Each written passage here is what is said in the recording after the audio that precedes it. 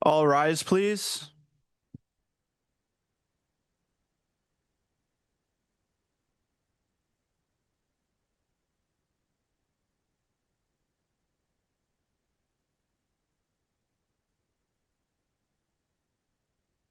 Good morning, everyone. If you'd please join me for O Canada, followed by a moment of quiet contemplation. Thank you.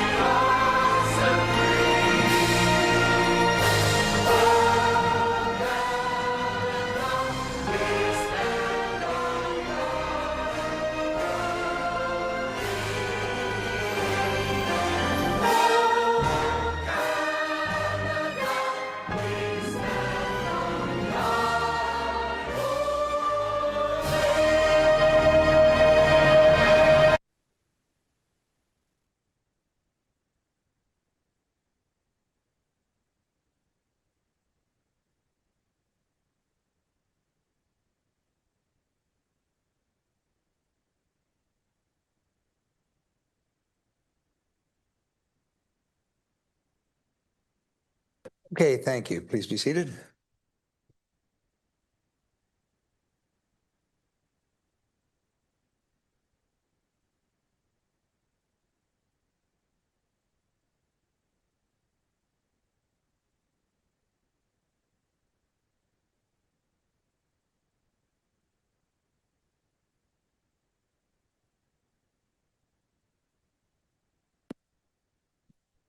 Okay, I'll start with a roll call, please, Jonathan.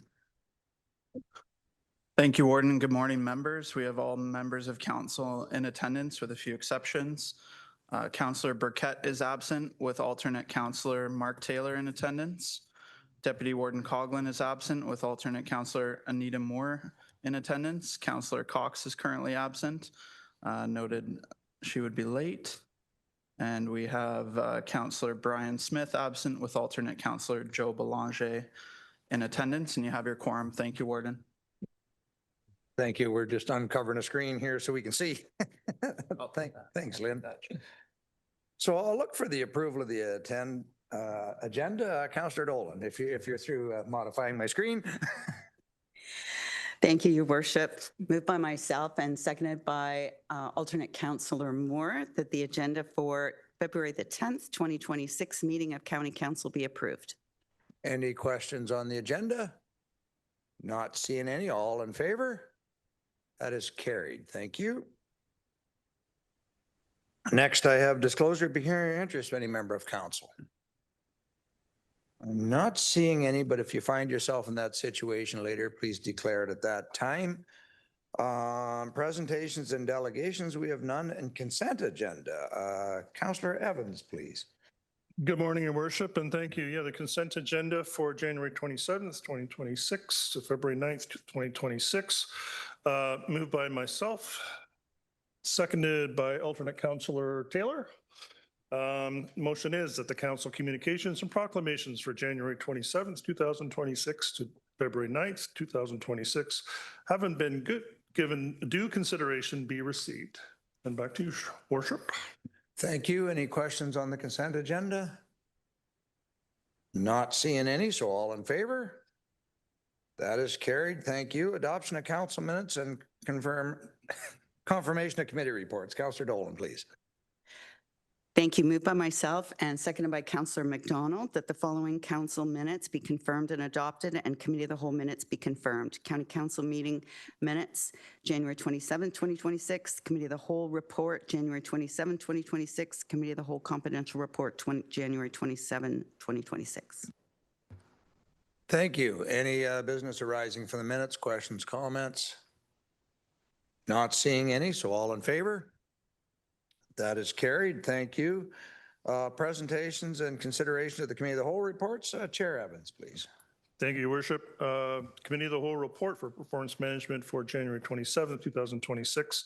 Moved by myself, seconded by Councillor Norcross. Motion being that performance management recommendations contained within the Committee of the Whole report dated January 27th, 2026 be approved.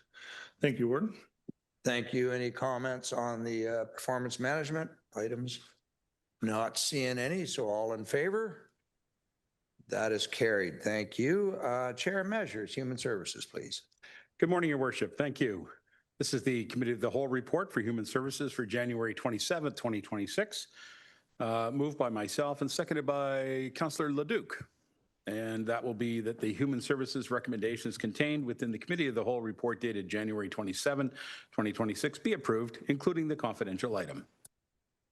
Any items to be pulled from Human Services? Not seeing any, so all in favor? That is carried. Thank you. And lastly, Corporate Services, Chair Dolan, please. Thank you. Moved by myself and seconded by Councillor Miskimings that corporate services recommendations contained within the Committee of the Whole report dated January 27, 2026 be approved. Any items on corporate need to be separate discussion or pulled? Not seeing any, so all in favor? That is carried as well. Thank you. Presentations, considerations of committee reports, we have none. Presentations of officers' reports, we have none. Motions of which notice has been given, none, and no notices of motion, no closed session. So consideration of the bills and bylaws. Councillor Norcross, please. Thank you, Your Worship, to you. Moved by myself, seconded by Councillor Evans. The bylaws number 7163-26, 7164-26, 7165-26 be enacted as bylaws of the County of Simcoe. Any questions arising on the bylaws? Not seeing any. All in favor? That is carried. Thank you. Announcements by any members of council. Councillor Rawson. Thank you, Worship. I just want to welcome everyone to the town of Penetanguishene this weekend for the longest running winter carnival in Ontario, 78th Winterama this weekend, where you can join the Deputy Mayor and I defend our championship for the log saw and all the other great events happening. So welcome to Winterama this weekend. Thank you. Thank you. Any other announcements? Councillor Bell. Yep, we have the Ramona Winterfest on Fairgrounds Road this weekend, so it starts at 10 o'clock, but Euchre starts at 1:30. Great day to get the family out and about. Perfect. Any other announcements? Councillor Greenlaw. Thank you very much, Your Worship. I just want to announce Sunday is Family Day at Sugar Bush. They have a kids decorated cardboard toboggan race, and also this weekend is the Bray Stone Classic, in which raises money for the RVH Cancer Center. Thank you, Councillor. Any other announcements? See, the first warm day and all of a sudden the announcements are back. See, that's all it took, a little break in that cold weather. So with that, I will look for the confirmatory bylaw. Councillor Norcross. Thank you, Your Worship, through you. Moved by myself, seconded by Councillor Bell, that bylaw number 7166-26 be enacted as bylaw of the County of Simcoe. Thank you. All in favor? That is carried. And now looking for the adjournment, moved by Councillor Anderson, second by Councillor Fryer, that the February 10th, 2026 meeting of County Council be adjourned at 9:09 a.m. All in favor? That is carried. Thank you. We will just wait for Committee of the Whole for the city reps.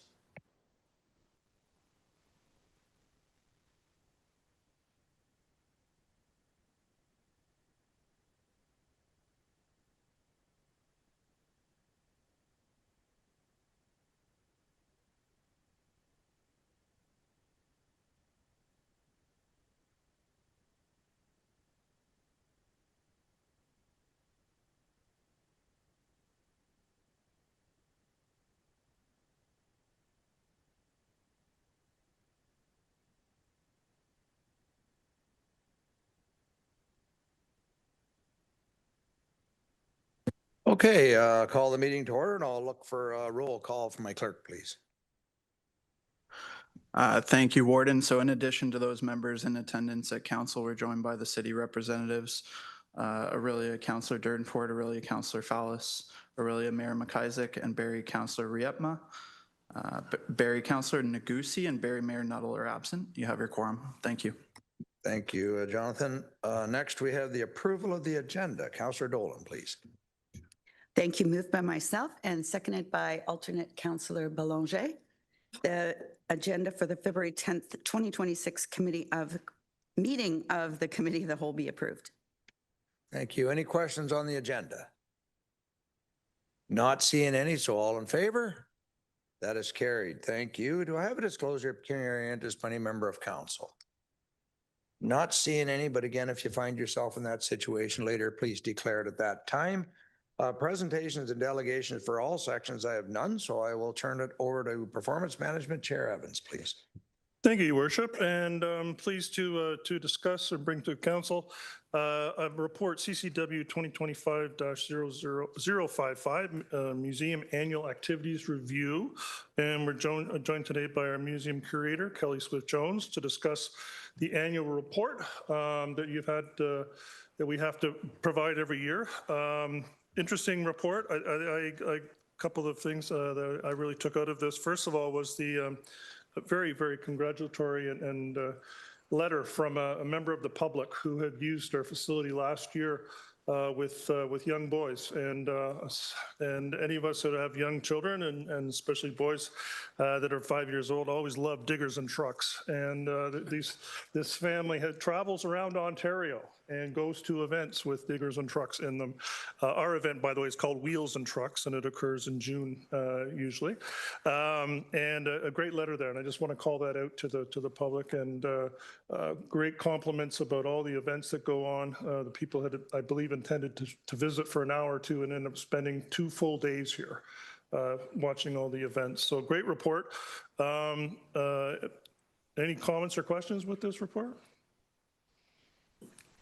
Okay, seeing none. Can I have a mover and a seconder, please? Councillor Michael Smith, seconded by, Councillor Lavoie. That would be great. Thank you very much. The motion is that item CCW 2025-055, dated February 10th, 2026, regarding the museum annual activities review for 2025, be received. All those in favor? Any opposed? The motion is carried. Thank you very much. Thank you very much. And I'll pass it back to the warden. Thank you. And now Chair Measures, Human Services, please. Thank you very much. Good morning, committee. And it's good to have Human Services here. We've got quite a few items. The first item today we will be dealing with is our Human Services consent agenda. And on the consent agenda, there's 2 items. 6.1, which is the County of Simcoe support for senior facilities in regards to a senior facility fire that we had. And the second is item 6.2, the correspondence dated January 23rd regarding Simcoe Muskoka District Health Unit 2026-2029 strategic plan. So I would go to GM Sinclair first, but just before I do, Jane, I'd like to just comment that I was extremely impressed with this report regarding the senior facility fire. The partnership that was demonstrated between the paramedic services and our local fire services and the staff at the Belmont was spectacular. There were, no serious injuries. There were a couple of minor trip and fall injuries as people were trying to evacuate the facility as it was in a fire situation. And congratulations, obviously, go to the staff of the Belmont who were able to successfully remove all of their residents and all their staff from the building as the place was filling up with smoke. So anyway, the report is very good. It's a nice review, and it's also a good highlight of our demonstrated partnerships that we have. So I turn it over to you, Ms. Sinclair. Good morning. Thank you, Mr. Chair. I would echo those comments. This fire situation was really a culmination of great partnerships in dealing with the 24 residents that lived in this facility. So we're grateful for all the different emergency responders that were on the scene. Our emergency management team responded immediately upon notification. And of the 24 residents, 11 were transported to another location in Midland temporarily. The other residents were found temporary lodging with family and friends, and the residents from Midland have safely been returned to the area in an interim location while the facility is being repaired. So it was really a great success by all parties. We were happy to be included and work with our partners to ensure the safety of these residents. And I would say a huge shout out to the actual owner of the facility who had his own contingency evacuation plan. It was very well organized, and we feel that really made a critical difference as well in the whole emergency situation. Thank you. Absolutely. Does anyone have any questions or comments? Mr. Dufresne is here as well if you have any questions about emergency services. Yes, Councillor Sandhu. Thank you, Chair, and I agree with your comments. It is very nice to read and very good to read that how everyone worked together and how everyone was safe. The two questions I have is any lessons learned from this that can better our response? I'm not saying our response was anything less. It's just there's always an opportunity to be better. And the second question is, does county have visibility on like private senior facilities where we review their plans on annual basis or sign off on it as partners, or what do we do there? Thank you. Excellent question. Jane? Thank you for those questions. I will refer this to our manager of emergency management, Grant Durfee, to respond to both questions. Thank you for the questions, and through you, Chair. For the first part, in terms of the lessons learned, that's absolutely a great point to bring up. These are always ways where we can take away what we can do better. We have had discussions on the emergency management side with paramedics and how we coordinate. We have had some discussions with Clearview Fire as well as about how we coordinate on scene. Emergency management responding to scene and helping to support is somewhat new in the area, so we're still figuring some of that out. Overall, we've gotten good feedback, but yes, we absolutely do connect with those services to ensure we can improve afterwards. We always want to make sure we're trying to do better next time. In terms of the visibility for the homes, so obviously we work with our county-owned facilities quite closely.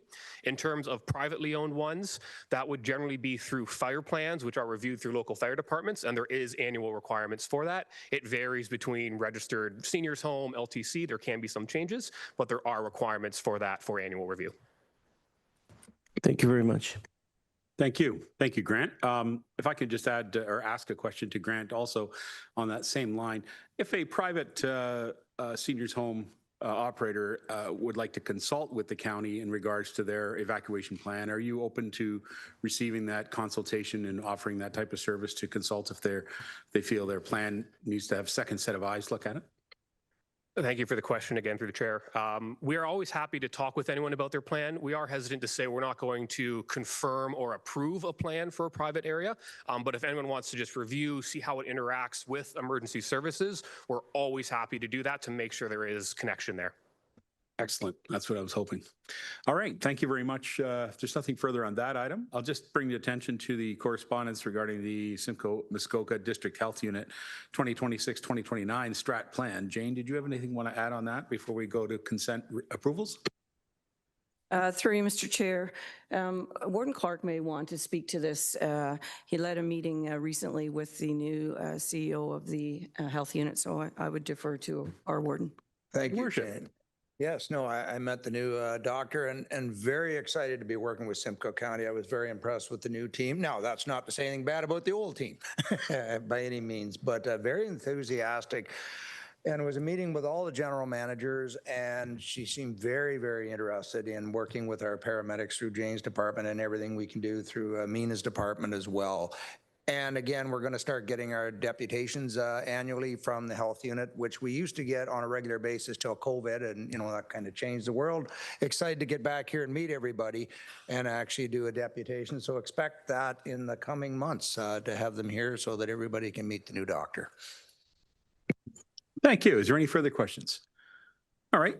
Seeing none, I'll go to the motion. I'd like to ask for the mover to be Councillor Van Staveren and the seconder Councillor Laux, that the following consent item, having been given due consideration, be received. Seeing nothing further, all those in favor? Thank you. That carries. All right, we're going to move on to our housing and homelessness services. We do have a report here for homelessness services funding allocations through 2026-2027. GM Fayez Baguette, this is a big file, and I'm really glad that you're here to help answer some questions. GM? Thank you, Chair Measures. This is our annual allocation report where we demonstrate this year's kind of funding plan for all of the homelessness services. These services include shelter services, outreach services, domicile care programs, housing help, housing assistance, and other supportive housing programs, and some rent supplement programs. This year, what's different from previous years is a slight adjustment to some of the funding, specifically around increasing some funding for one of our homelessness navigators in our library system in Innisfil, as well as moving out some of our newcomers funding. If you recall, we got federal funding now for newcomers. So we moved out one of our resettlement worker programs with the YMCA to be taken over by the federal program. And finally, one thing that the report does flag is this year, we're doing a comprehensive review on the whole system of funded agreements, with the likelihood coming in April 1st when these agreements come into effect, calling back some of the agreements and maybe going through a new procurement process depending on the review's outcomes. So we'll come back to council with some details on that review and what the next steps will be. The review will be focused on establishing standards and tying them to the funded programs, meaning a standard of service delivery for each of the different services we deliver. Okay. Thank you. Thank you, GM. Are there any questions from the floor or from online for this report? I see we have some staff. Councillor Dolan is up first. I'm looking for others. Go right ahead, Lynn. Thank you, Mr. Chair. Not a question, but just a comment on how well received the funding is to have someone at our library to deal. The libraries usually end up, at least for us, as the first point of contact for people in crisis. And having support at the library has been a game changer for us. Librarians are already expected to be experts in so many different things, but dealing with housing and homelessness is not one of them, and it's really helpful to have that expertise at the library. So thank you. Thank you for those comments. I see Councillor Fallis. Councillor Fallis, go ahead. Thanks very much. I had a few questions. Just right off the bat, there was mention in the report that the funding level was unchanged, and please forgive me if I've misread that, but it sounded as if, just reading through, that the levels of funding provided to each of these organizations is relatively stagnant. And I was a little bit concerned with that, just given, as we go through challenges with levels of homelessness already within the county, and of course with inflation, and with growing numbers of the homeless population, it's likely that a lot of costs for these organizations would go up. Maybe just if I could have staff provide some commentary there, that would be helpful. And I do have one or two other questions after that. All right. Thank you, Councillor Fallis. The General Manager is available, and there's also some staff in the room as well. General Manager? Through you, Chair Measures. Thank you for the question, Councillor Fallis.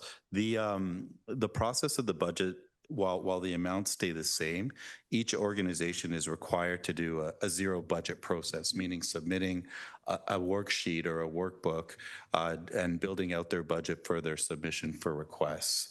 So this process is what we base the allocations amount on, and through kind of discussion of a line by line discussion or analysis of each submission. So while the amounts are relatively the same, they do reflect the requests of the organizations that submit their budgets, meaning that some organizations find ways to fundraise or complement the funding. And that's something that we always flag, that while we fund these organizations to deliver the service, the history behind, especially in the shelter programs and most of the homelessness service deliveries, is that they were nonprofit charitable actions that were later funded by the federal and provincial governments. So while we fund the majority of their costs, they complement their programming based on their other sources of funding. And that goes towards a holistic budget. So they demonstrate and share with us what they can carry into the program and what they need. So if there is inflation pressures, we often address those. If there's additional needs in your requests, we often address those, as these are just guidelines. And we quarterly review their allocations and reconciliations. Thank you very much. Yes, go Oh, ahead. apologies, Chair. Please go right ahead, yes. Thank you very much. Just a couple of additional comments. And just my fear was, because I do remember reading this report last year as well, and it was a similar kind of suggestion that the amounts provided remain stagnant. I believe from the last report, so that was last year. So I guess my concern is with inflation and with growing numbers over time, that may equate to a cut. So just something I'd really appreciate that staff kind of turn their mind to when they're thinking about this. The other thing was, in the report, it suggested, and maybe if Mina could comment to this as well, that there's been a rent supplement program added to the list of programs. And I was just curious, does that take away from what's being provided different organizations, or is it just kind of a transfer over of the funds from one program to another? That is essentially, basically my question, is the same pot being divvied up by more increments, or is just it's a simple transfer of funds over? Thank you. GM, go ahead. Through you, Chair Measures. The rent supplement programs have always historically been tied to Reaching Home and the Homelessness Prevention Fund. It allows us to use rent supplements. We also have a municipal rent supplement. So if you recall, Councillor, in the 25 budget and moving forward, we made a significant increase to our municipal rent supplement over the next 10 years. So what we do is we take an approach with all of our rent supplement programs, whether they're federally, provincially, or municipally run, and we just adjust accordingly. So for example, the Canada Ontario Housing Benefit's the one that fluctuates.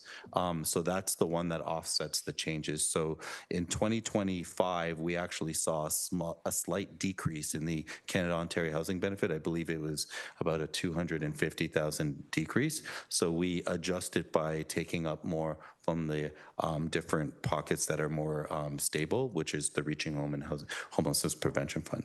But generally speaking, it doesn't really take away or give. In fact, we actually, over the last 3 years, reduced our reliance on rent supplement programs from the 2 provincial and federal programs, and have been really relying on the Canada Ontario Housing Benefit. So we actually increased the pocket of funding over the last 3 years for homelessness services by reducing rent supplements.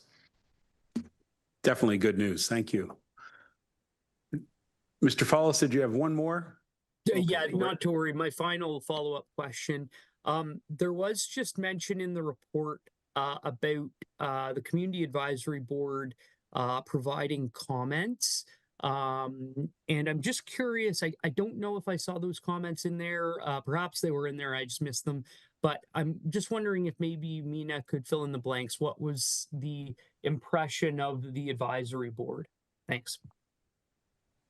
Mr. Fayez-Beguet. Through you, Chair Measures. The report mentions the Community Advisory Board supporting the submission of allocations. So the advisory board gives advice, but the county has the discretion to make the decisions on full allocations. So it hasn't traditionally been something we include. It's a ongoing regular standing meeting of a representation of all the different agencies that are interested or work or support the homelessness and housing initiatives that we undertake. And we present to them our investment strategies for all the different funds. The advisory board is specifically tied to the Reaching Home funding, which is a federal requirement, but we use them as a sounding board for all of our different investments. So yeah, they're supportive of this submission, as it hasn't gone quite unchanged from previous years. All right, thank you. We're going to move on to other questions, and I have Barrie Councillor Negussi. Thank you, Chair. Just a quick question to our General Manager, Mina. Great report, Mina, but I do not see anything in the budget that indicates financial support for food bank in the county of Simcoe. What, if any, financial support being provided for food bank this year? The reason is Barrie Food Bank alone has a 17% year-over-year increase in usage, which is placing a significant strain in our ability to provide sufficient food to each client. And I don't know exactly what number, but food bank also provide free food for households, folks, and any plan for that? Certainly. Mr. Fayez-Baguette. Through you, Chair Measures, thank you for the question, Councillor Negussi. So the homelessness prevention funding that you have in front of you in this report does not allow for us to use funding from these pockets of funding to go towards non-mandated services. So traditionally speaking, the food bank programs across Ontario are a provincially resourced system with oversight from the province, but then given to each municipality as a responsibility. So through this pocket of funding, we're actually precluded from using it, Reaching Home and HPP, for things like food banks or food insecurity programming. To answer your question, what the county is working on is the community safety and well-being plans. And as you're aware, the city of Barrie has its own community safety well-being plan, but it's closely aligned to the other projects. And one of the major things you're seeing coming out of all the safety and well-being plans is a food insecurity crisis and strategy. The city of Aurelia, in fact, declared that crisis in the early fall of 2025, and the county responded by coordinating efforts around food insecurity with its different food bank agencies. To give specifics, in the last couple of years, the county has funded the Barrie Food Bank, along with other food banks like the Bradford Food Bank, as well as the City of Aurelia's Food Bank, through the Community Safety the Social Community Investment Fund, which is by application. So what they apply for is what we fund, only with the purpose of us connecting to individuals experiencing homelessness and for them to participate in our data collection strategy. So that's how we were able to tie it to that funding pocket. There's a new fund call coming out in March of 2026, and then a larger call coming out at the end of 26. But we're going to use the community safety and well-being plans to strategize how we can do a regional kind of review. And then finally, this winter, the county, using one of its long-term care facilities, actually did 250 meals for the two food banks, the City of Aurelia's and the City of Barrie's, during the Christmas season, with warm meals that could be frozen and used throughout the rest of the season. So we continue to try different things to assist, even though it's beyond our mandate as a service manager on this. Thank you. Thank you. Very good. Is there any other questions or comments on this item? Looking online. All right, seeing none. May I ask Councillor Negussi would like to move this, and seconded by Councillor Dunford. That be comfortable? Thank you very much. So the motion says that item CCW 2026-045 dated February 10, 2026 regarding homelessness services funding allocations for 2026 through 2027 be received, and that the proposed funding allocations attached to Schedule 1 to item CCW 2026-045 excuse me, I need a coffee, be approved, and that the necessary bylaw be presented to authorize the general manager, social community services, or the director from social and community services in their absence, and the county clerk to enter into agreements with related community services funding services regarding the allocation of the homelessness services funding. Whew. Hope you all understood that. Did I get that right? Okay. No further questions. I'll look for the motion. All those in favor? Thank you. That carries. Thank you very much. Thank you. All right, we're going to move on to item 8.1, accreditation services for the governance survey, long-term care senior services. Excuse me, I believe we have a presentation coming here to our floor. Is that right, Ms. Sinclair? Yes, okay. So Ms. Sinclair is going to introduce our presentation from Rebecca Swift.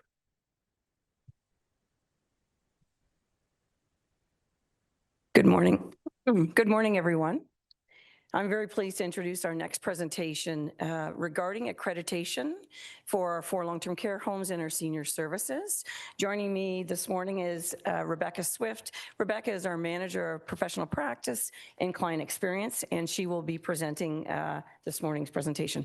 There have been some changes in the accreditation program that are impacting governance responsibilities, and so we felt it prudent to provide a presentation to go along with the report on the agenda this morning, and are happy to answer any questions. So with that, I'll ask Rebecca to present.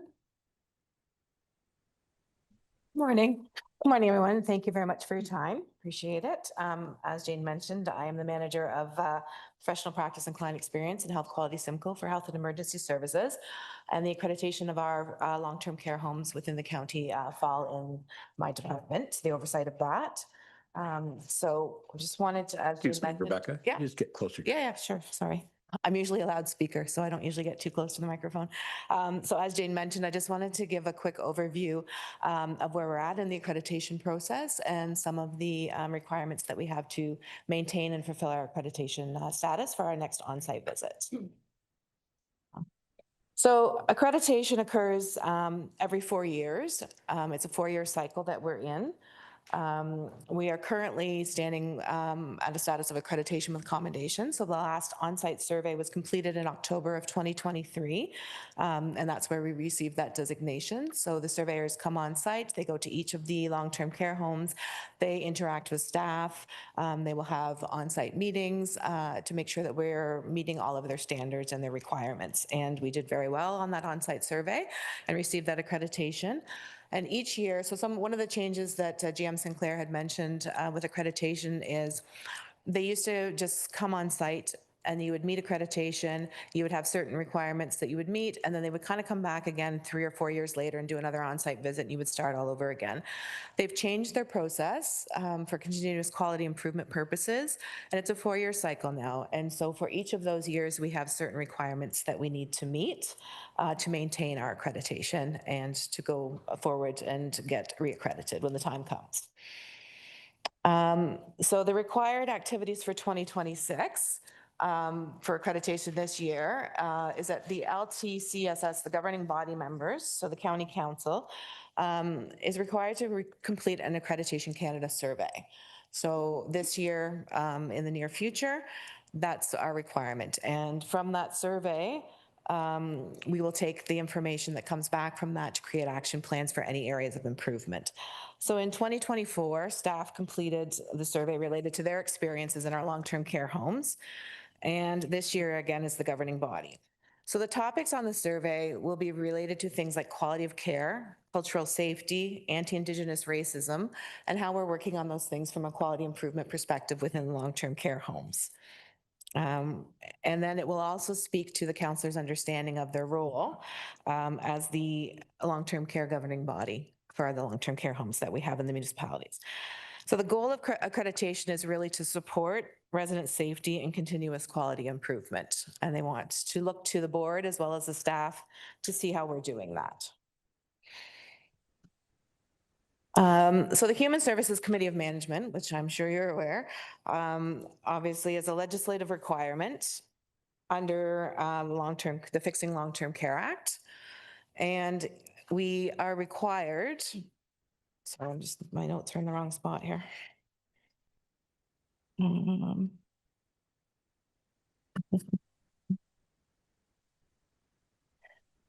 the governing body oversees the financial decisions, the resource decisions, and decisions related to resident safety and well-being. So as you're aware, I'm sure every upper tier municipality in Ontario is required by legislation to maintain at least one long-term care home, and that's been since 1949. And the regulation states that the council of a municipality establishing and maintaining a municipal home shall appoint from among the members of the council a committee of management for the municipal home or joint home. So at the county, as you know, the Long-Term Care Committee of Management falls under Human Services, which is why we are asking you to complete this survey for Accreditation Canada. So again, the areas of focus for accreditation are quality of care, cultural safety for Indigenous residents and families, people-centered care approach, and addressing systemic racism. And so having said that, I just wanted to give kind of a quick review of some of the initiatives that we have in long-term care that we've been working on related to those themes. So as far as quality of care, at each of the long-term care homes, we have a site committee that meets regularly that looks at quality improvement items based on feedback from families and residents and other outcomes that we measure. We have the annual quality improvement plans, which you're probably familiar with because they come before council as well, and they're presented annually. We have resident satisfaction surveys that are completed each year as well. And professional practice and client experience also monitors inspection results. So Ministry of Long-Term Care inspections, public health inspections, Ministry of Labor inspections, and you receive as council the annual inspection report as well. And we use those reports to inform decisions related to quality improvement and risk management for long-term care and senior services.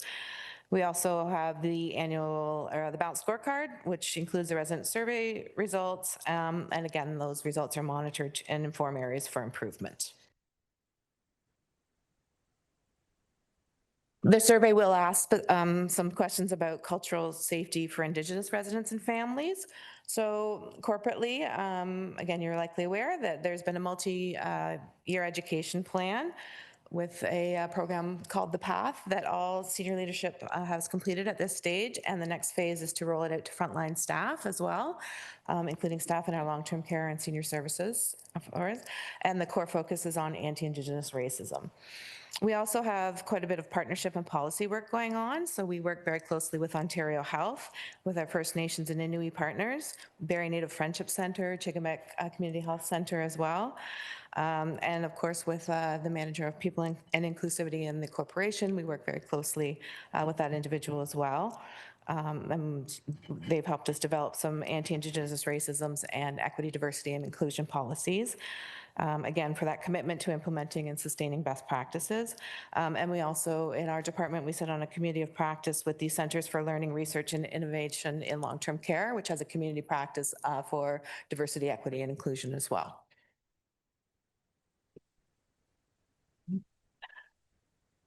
We also are very aware and very conscious about really providing a people-centered approach to the residents that we work with. So if you were to, look at a chart, everything in the residents chart is really spelled out in an I language. So their care plans, their advanced care planning, it's all about the resident. It's not somebody else telling their story. It is their story from their perspective. Again, we do the annual report, the balanced scorecard, the quality improvement plans, and we've been fortunate enough to have quite a few counselors over the last couple of years attend some of our long-term care events and some of our celebrations as well, which has been really nice to see that support as well. And again, we have a family council and a resident council at each of the long-term care homes, and those councils meet regularly and they provide feedback to the long-term care homes about things that are working well, about areas of concern they might have. And again, we take that information and for the concerns, we're looking at quality improvement to help address those concerns. And for the things that we're, hearing feedback that we're doing well with, we obviously want to continue to make sure that those things are going well. So we continue to monitor those things. We've also fairly recently added in the demographic section of the electronic health records to provide residents with an opportunity to tell us a little bit more about themselves and give us more information about who they are as a person so that their care can be more person-centered and more inclusive as well. As far as addressing systemic racism, in 2023, our department did a gap analysis for equity, diversion, and inclusion, diversity and inclusion, and we developed a policy to help address some of the gaps that we found in that, in collaboration again with the manager of people and inclusivity at the county here. Many of our frontline staff have undergone some training, equity, diversity, and inclusion training through that organization that I mentioned earlier. Again, we're reviewing and we've implemented the policy for EDI and long-term care. And again, we're getting feedback from those staff, resident, and family service surveys. And on the calendars, the event calendars, you'll also find very, for example, for Black History Month this month, that's on the calendars in the homes, posted around the homes. There are culturally appropriate activities and themes throughout the homes as well that the program supports put on for the residents and family members for awareness as well. So as I mentioned, those are kind of the themes that you'll see on the survey that you will be asked to complete. The survey responses are anonymous, so it's done through an external provider, Health Standards Organization, HSO.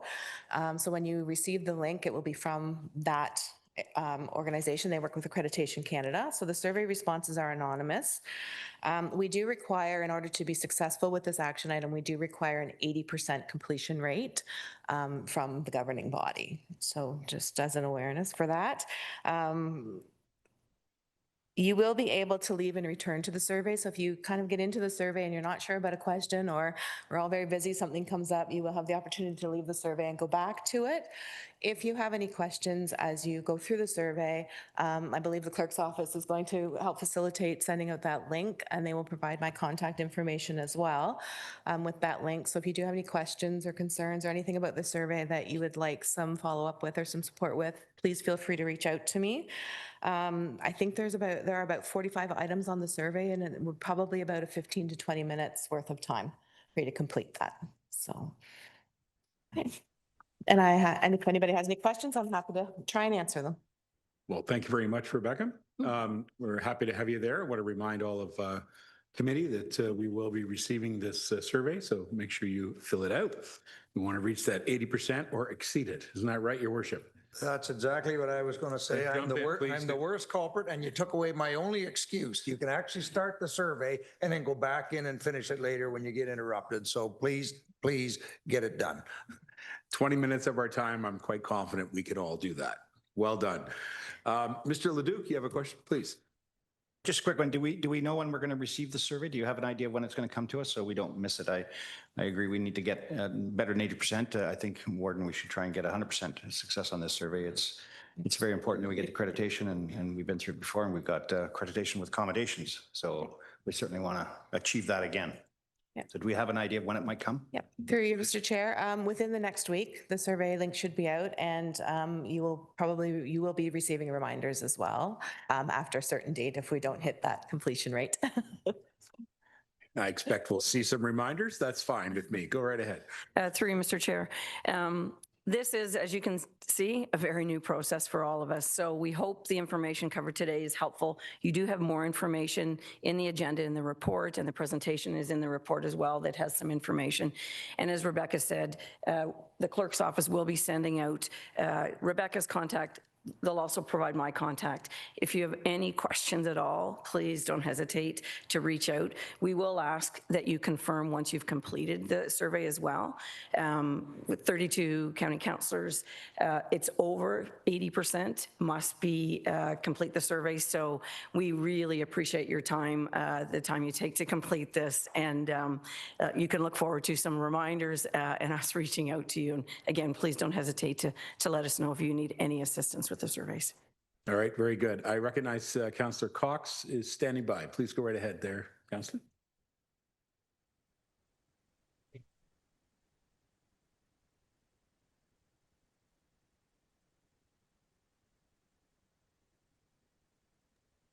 I just wanted to thank Jane and staff. This was a wonderful presentation and the information was wonderful. I really believe that the public should see this and understand all the work and care that the county staff do in all the long-term care homes and how we are very committed to looking after our seniors. So I just want to give a great big thank you to all of you. Thanks. Thank you for those comments. And Rebecca has done an outstanding job preparing for this. So a big shout out to Rebecca. Well done, Rebecca. Are there other questions or comments? People have any questions or comments? No? I do have one quick question, and that is that we do have many alternates that are available. Are we going to be sending this out to our alternates as well, or only our primary members? Oh, through you, Mr. Chair, we'll send it out to our county councillors, not the alternates, and we'll anticipate that our 32 county councillors will respond. Okay, just wanted to confirm that. Thank you very much. All right, if there's nothing further, we appreciate your presentation very much. Thank you for that. Council, I have a resolution here in front of me. I look for a mover and seconder, perhaps, let's see here, Mr. Fryer and Mr. Norris, Fryer and Norris. And it's on the next page for me, so let me just read it out. That the item CCW 2026-017, dated February the 10th, 2026, regarding the Accreditation Canada Governance Survey, long-term care and senior services be received. Nothing further? I'll call the motion. All in favor? And that carries. Thank you very much. All right, at this time we have another presentation. Ms. Sinclair, would you like to bring Dawn Hipwell to the mic if she's coming forward? That's great, go right ahead. Thank you very much, Mr. Chair. Joining me this morning for our presentation on the Simcoe Village redevelopment is Dawn Hipwell, our Director of Procurement, Fleet and Property, and our construction project lead. Also joining me this morning is Ryan Stitt. He is the President of Salter Plan Architecture Incorporated, and our project lead as well. And I'd also like to mention a few other individuals that are here this morning that are an important part of our project steering committee. At the back of the council chambers, we have to my right, Kelly Moreau, who is our divisional controller from the finance department. We have Peter Puwati, who is our administrator from Simcoe Manor. And we have Peter Verduen, who is our program supervisor for senior services, who have joined us this morning. Okay, so with that,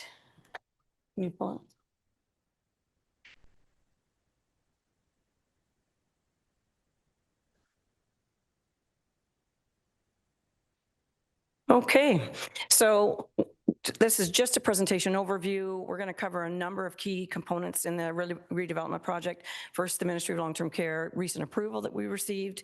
We'll provide a site plan overview and provide an update on the construction progress. We'll talk about some design overview components and some recommended updated design improvements with the project. We'll also talk about some of the campus activities, provide, of course, a financial update, where we're at with the schedule, move-in planning updates, and then we'll open it up to questions. So to begin, we're very pleased to update County Council about the most recent ministry approval. So we have received approval for the final estimate of costs from the Ministry of Long-Term Care, which allows us to secure the construction funding. That's a very big milestone. This next slide just provides an overview of the campus redevelopment. So you can see the colored boxes. There's 9 different housing options, including long-term care and expanded long-term care home, 160 beds. And we have 184 proposed seniors independent housing units on the campus as well. And you can see on the grounds, there are many pathways, and there will be many amenities both inside and in the exterior grounds for this seniors campus. So going back, this was a major component of this redevelopment. Dawn, how many truckloads of fill did we have? Approximately 80,000 truckloads of fill. This was a major part of our redevelopment with the grounds work. This is back in June of 2023, and here we are today as of January 2026. So you can see the tremendous progress that's been made. You can see the county road, the bottom left of the screen, just to orientate you to the campus. The large multicolored building at the front of the slide is the new long-term care home, 3 levels, 160 beds, as mentioned. To the left, just behind, or to the left of that, of the long-term care home, that will be the main entrances to the campus community center, as well as the main entrance to the long-term care home. Near the top of the screen, you can see the multi-level blue colored building. That is the affordable housing, supportive housing facility, 6 levels. And to the right, you can see a second building, a multi-level building. It's 5 levels, and that will contain our life lease / market rentals, as well as our retirement living.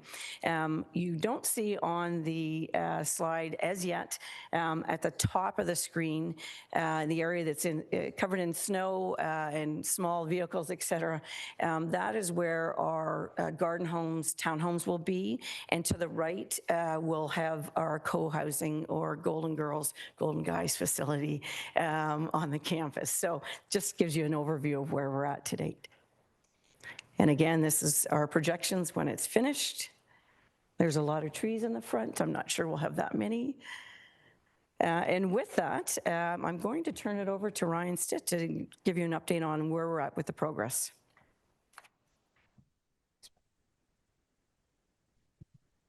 Thanks, Jane, and thanks everybody here at Council this morning. I've got a lot of images to go through, so I'll go through pretty quickly here just to give a bit of an update on where we're at with the construction.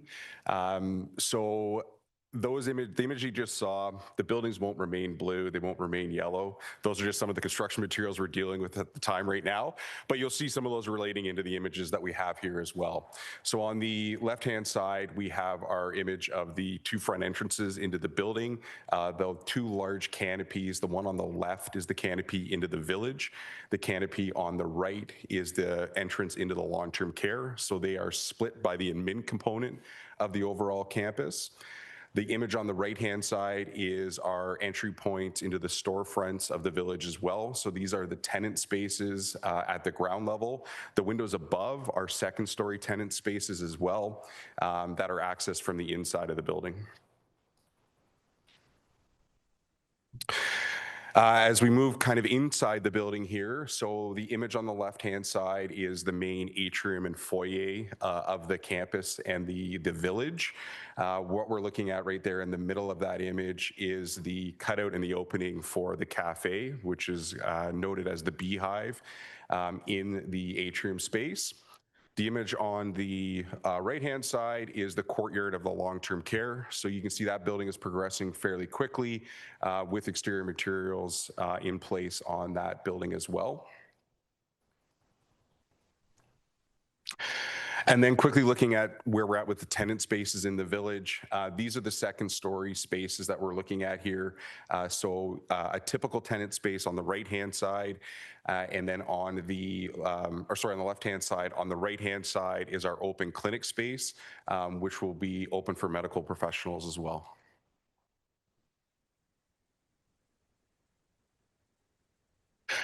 So again, coming back to these colored images of the buildings. So the building that Jane mentioned, the supportive housing and affordable housing building is pictured here on the left-hand side. Our 6-story building. On the south side of the building, you can see the terraces and balconies as part of that major component for the outdoor spaces for residents.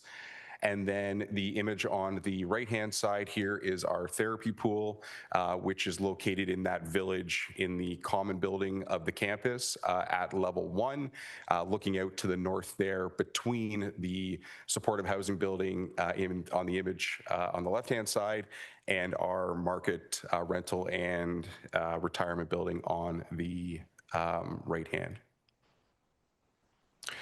Again, a couple quick images of the inside here. So on the left-hand side is our village auditorium space. So that is got dedicated use to the long-term care facility, but also use for the overall campus as well, divisible into 3 spaces, so you can have 3 events within there.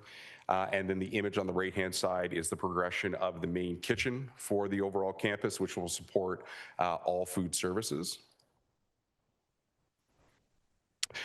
And then just quickly, design overview of where we're moving forward. So here is an image of the long-term care on the south side of the property. You can see on the left-hand side of this image that main canopy going into the long-term care. Further to the left side of this would be where the village is. Looking inside, so inside is the main foyer for the long-term care here, an open and inviting space for the residents and for visitors coming into the facility.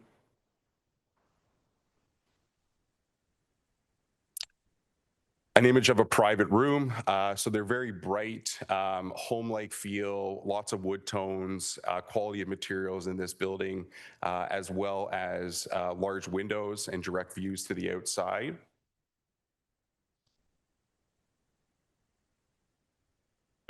A basic room, so these are semi-private rooms, 2 individuals within that space. They are split by a dividing wall, so they are very private in sense as well. Not that your residents are in close proximity or staring at each other during the day. They do have a private feel to where they are within their own spaces. Again, in the long-term care home here, looking at the dining space, continuing that theme of a home-like feel through the quality of materials, the wood tones, the light, bright feel within that space, and then large expanses of glazing as well at the exterior to be able to connect to the outside.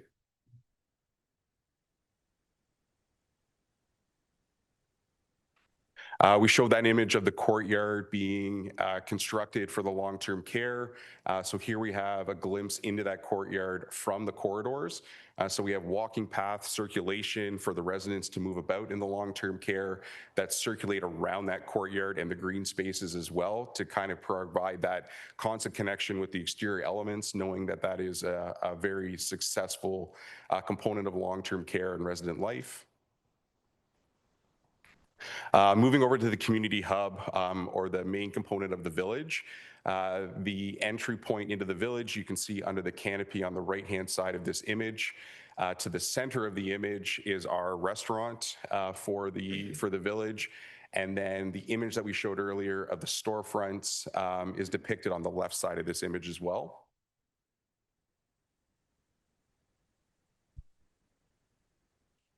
As we move inside the atrium of the long-term or of the village here, this is the front entrance from the interior side into the restaurant, noted as the neighborhood hive.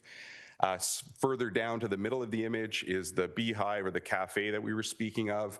And then the atrium extends all the way into the back of the facility as well with those large expanses of glazing. In the back, you'll note that there's 2 fireplaces back there, which have mantles that are constructed of the old beams that came off of the barn that was on the property originally. A quick feeling of the neighborhood restaurant that we have here as well. So very high quality space, but very fitting for the residents as well, understanding that this has to be tailored toward the residents that are living on the property, but also have an interest to the community as well, giving a place that not only the residents of the campus want to be at, but members from the community. Looking at our auditorium space, again, that large open space. Here we're showing it in a kind of a forum or seating depiction. Again, large glazing to the outside, creating that connection to the natural elements. And with that, I will hand this over to the design overview with Jane.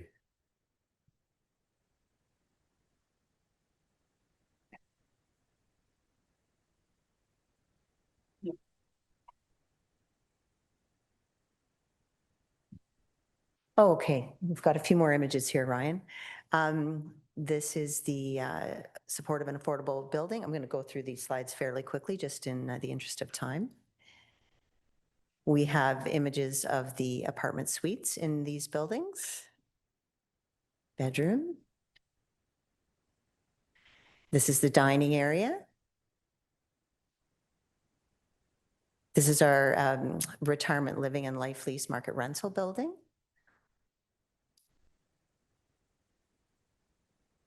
And here we have a retirement studio unit with the bedroom. You can see the nice bright colors and the big windows. And this is the dining space in that area. In terms of the life lease apartments and market rentals, these are some lovely images that Salter Peelan has created of those suites, and you have not seen these before. These are new. Again, a bedroom unit. And I'm going to pass it back to Jane to speak to design improvements. Thanks very much. So this next section talks about two proposed design improvements as we've progressed in our meetings with our consultants. There's two areas that we felt would avail a better environment. One is, I think I skipped ahead. Yes, I did. So one refers to our retirement living component. So as you will recall, in one of the buildings, apartment buildings, we have a number of units that are retirement units modeled after what we have at Georgian Village. And within that initial planning, we proposed a number of beds that would be memory care beds. So it requires specific licensing through the Retirement Home Regulatory Authority. It's something we don't deliver currently at Georgian Village. However, we have had demand, we have had interest, knowing that with increased age and increases in our population, there is a need for dementia type care in the greater population. And so as we continue to deliberate over our design specifications, we looked at transitioning, rather than hosting the 5 units in the retirement apartment suites, converting the co-housing facility, so it is a memory care, which would avail actually 9 units for this very specialized care. It's more ideal in that it's ground level, there's access to outdoor amenities, it can be very secure, home-like. And so with our discussions, we've had our architects redesign, and with that, we're able to actually increase the number of retirement living units altogether by increasing 5 units overall.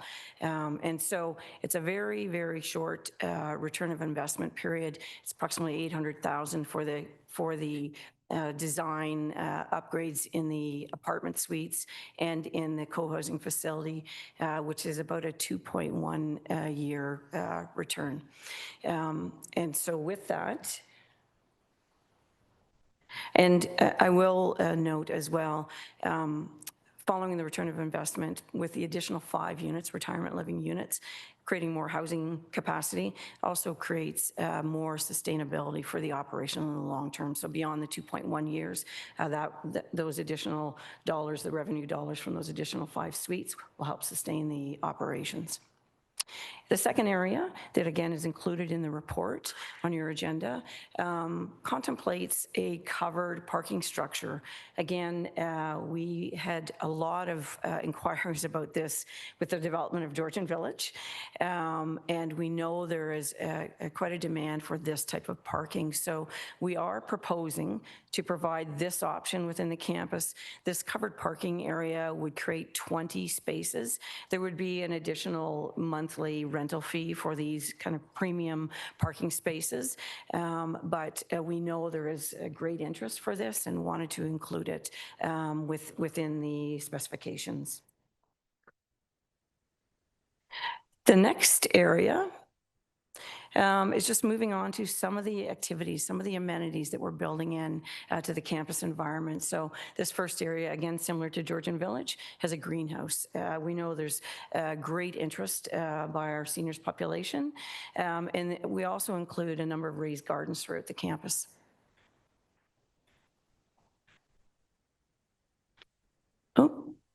Again, similar to Georgian Village, small golf green. We have bocce ball courts, and similar to Georgian Village, we will have pickleball courts on the ground. So many different types of amenities to not only offer to those 350 plus residents living on site, but for those living in the surrounding community. So with that, I'll pass it back to Dawn to provide you with a financial update. Thank you, Jane. We'll make sure I don't miss these slides. Here we go. So there is a lot of detail in your report on the financial update, but in summary, there are three key components to the overage that we're projecting at this time.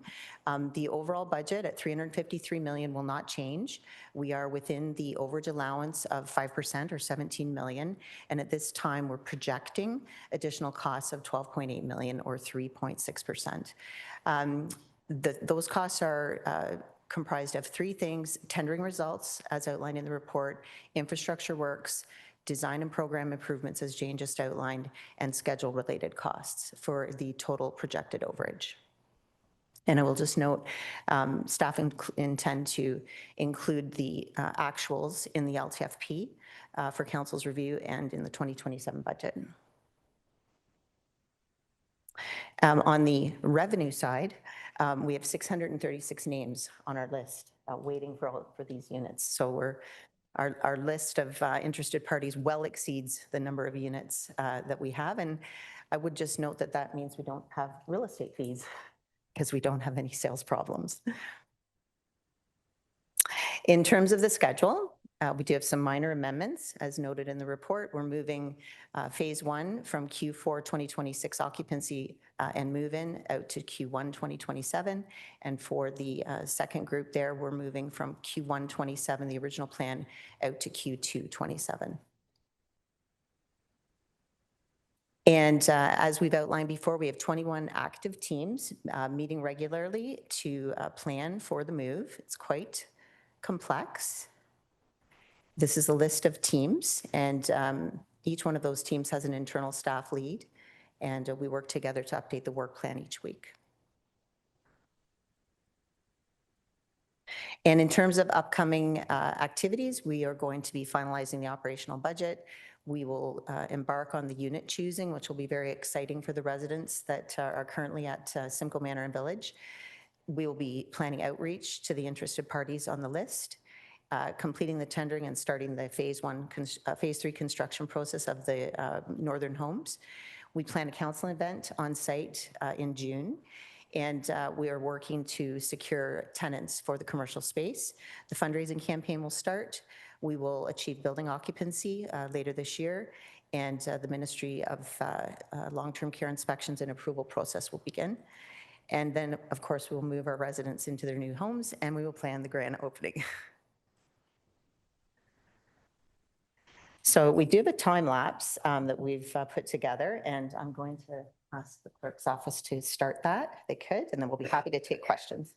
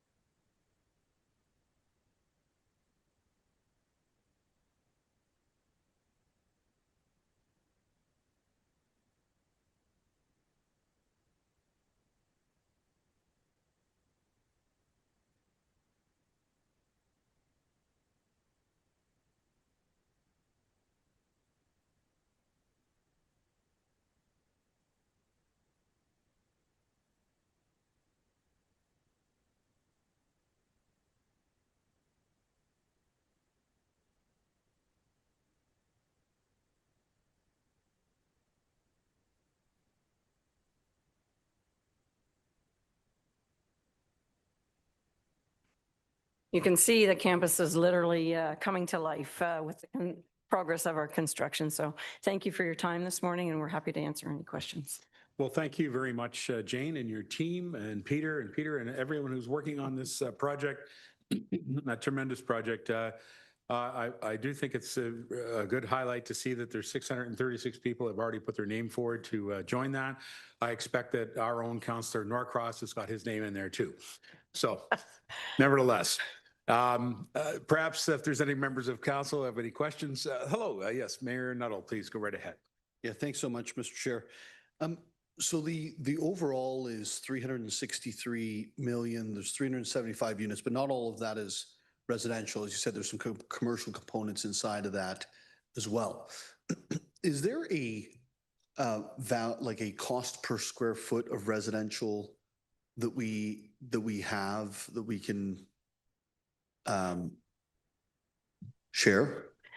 Through you, Mr. Mayor, the total project is 353 million, and we do have cost per square footage. It's broken down slightly different. For example, the long-term care home will have a higher cost per square footage given the amenities and the requirements under the legislation. So I will look to Don Hipwell, but we do have cost per square footage of the various components. And I'm sorry, was there a question regarding the commercial component of it? No, I'm not so concerned about the commercial component, more just about the cost per square foot of the residential related items. I'll turn this to Don Hipwell.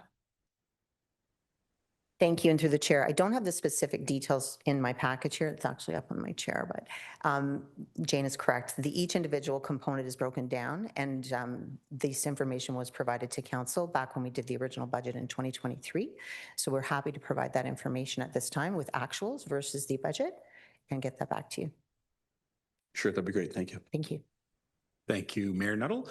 I have Councillor Snell, Gordon, and then Dave. Okay, so Councillor Snell, I'm going to go to you first.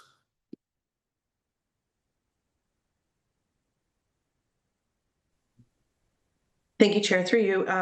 First of all, very impressive. What a massive project. And when this first came to council, you know, it was ambitious. I think it's going to be award-winning. If I could be so foreshadowing, I think you've really, really thought of all the details. The question around one of the change order requests in regards to the dementia spaces, you know, doing a quick little Google, and I heard this on a podcast the other day, that dementia is one of those that are just going to be blowing up, like to a point of 187% increase by 2050, resulting in 250,000 diagnosed cases by every year, 2040 and beyond.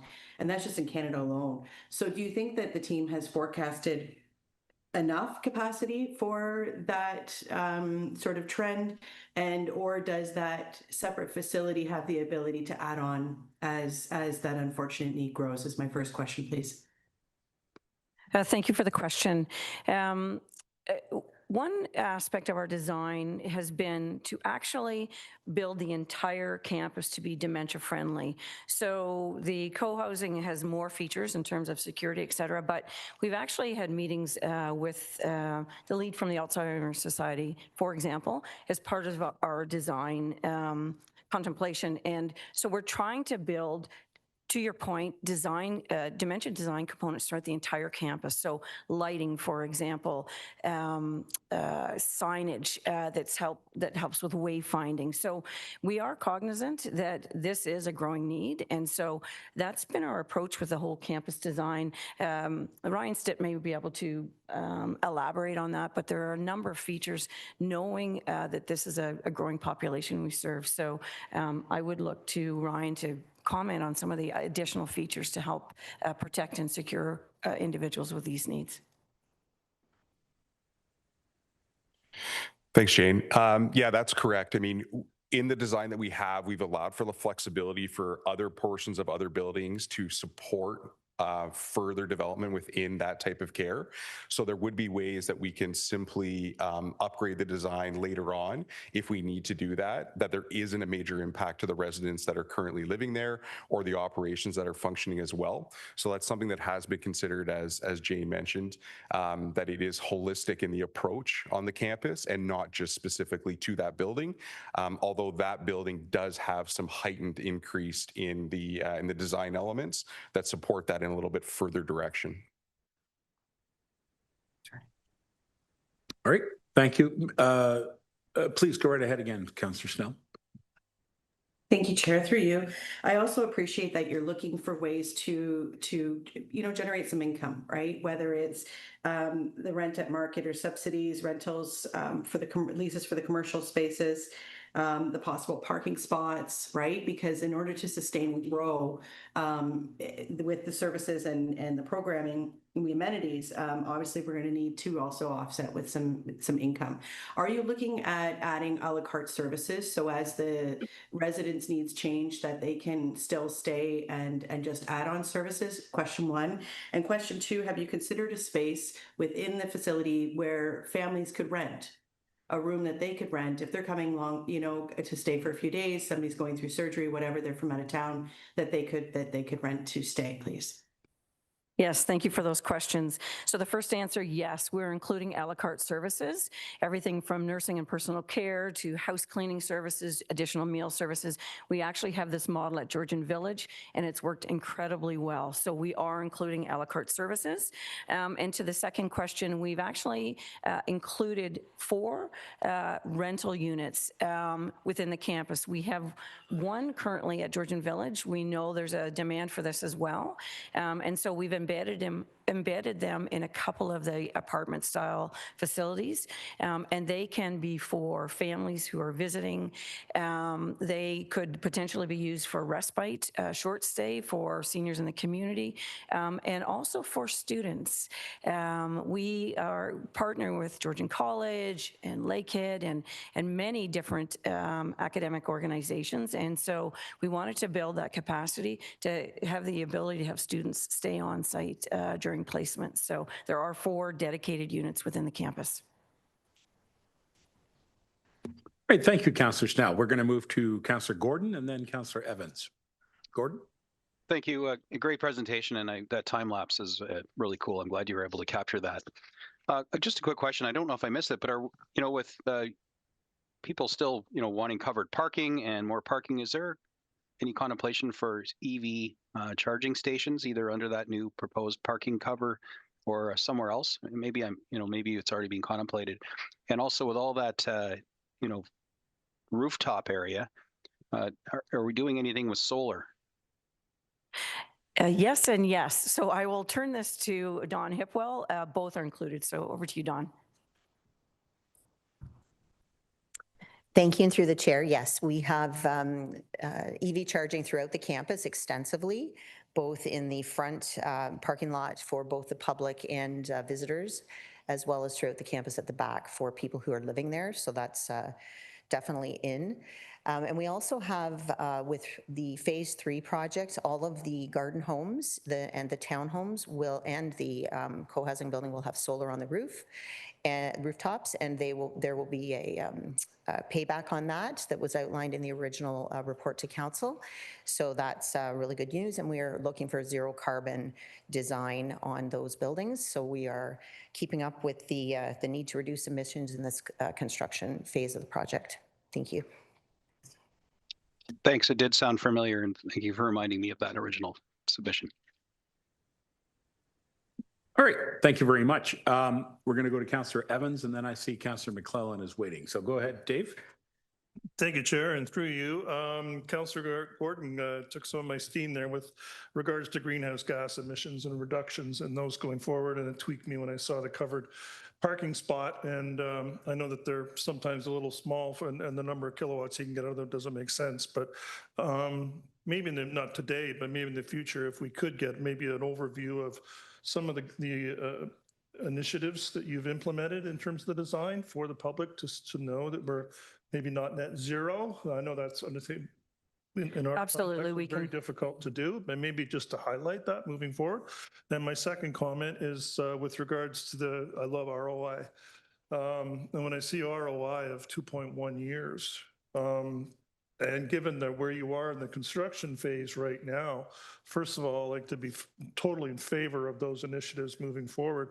And again, and secondly, to maybe encourage you to give some more focus to any potential projects that could be implemented before you get to the final stage that we could incorporate as part of that design. Given this building, I assume, is designed for anywhere from 80 to 100 years. 2.1 is a win-win-win for everybody. So I would highly encourage you to go back and maybe come back to us in a few months with some other projects that could be implemented as part of this design as you move forward. And thirdly, just want to say thank you very much. Great project. Great to see development and building in Simcoe County. So thank you very much. Thank you for those comments. We are certainly building up. There's no doubt. Let's go to Councillor McClellan next, and then I have Mr. Leduc. Please go right ahead, Steph. Thank you so much. I just wanted to say thank you for everyone so much, their hard work on this. Living in Beaton, I've had a front row view of the time-lapse video, and it has just been amazing, and it's going to be really great for our seniors in Simcoe County. And thank you so much to everyone involved. Everyone's really excited about this, and this building is going to look awesome and do great things. So thank you so much. Thank you for those comments. Excellent. Thank you very much. Councillor Leduc. Yes, thank you, Mr. Chair. And through you, I just wanted to comment. I sit on a working group with a bunch of other members of council, Mayor Norcross, Councillor Cox, and Deputy Warden Jennifer Coughlin. You know, and it's a working group with a bunch of local residents that are within the Simcoe Manor, and they've done a great job. And I'll tell you what a great team we put together. Probably one of the largest projects I've ever been involved in when it comes to the cost of this. And it's been an absolute excellent working group that when you look at those pictures, you look at the colors, the soft colors, the wood, that's coming from everybody working together to make sure that we present the best project forward.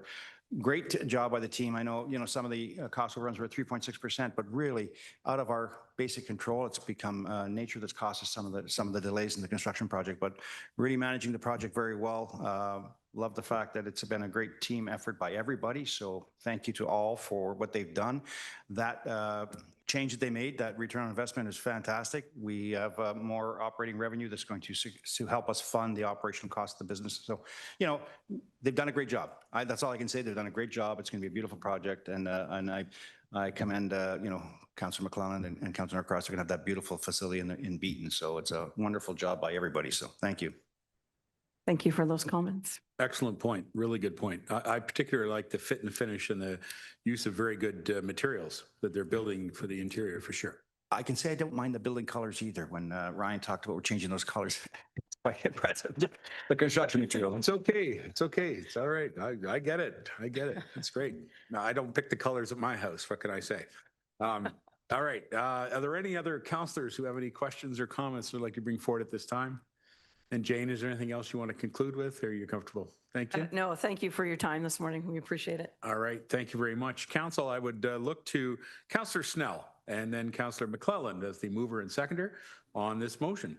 The item is that item CCW 2026-047 dated February 10, 2026 regarding Simcoe Village campus project update be received, and that the retirement home and co-housing facility design updates and proposed covered parking structure as outlined within the item CCW 2026-047 be approved, and that the one-time administrative support position planned within the 2027 Simcoe Village campus operational budget be recruited in 2026 to support the planning and coordination of the campus setup, opening, and occupancy as outlined in CCW 2026-047 be approved. If there's nothing further, I'll call for the motion. All those in favor? And that carries. Thank you very much, staff, and thank you for joining us here today. This is great. All right.